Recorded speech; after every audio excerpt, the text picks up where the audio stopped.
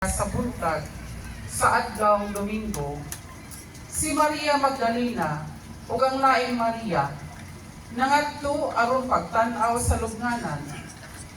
Unya dihay kusog nga lino ug usa ka anghel sa Ginoo mikunsad gikan sa langit.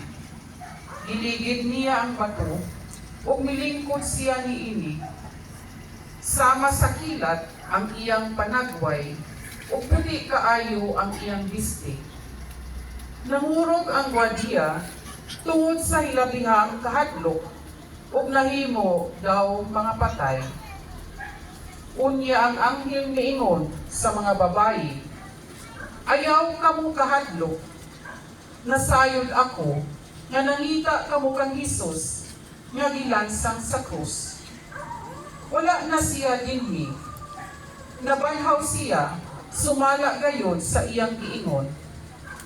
Umari kamo ug tan-awa ang dapit nga gilubnan, ug unya adto adayon ug sultihi ang iyang mga tinun-an nga nabanhaw siya.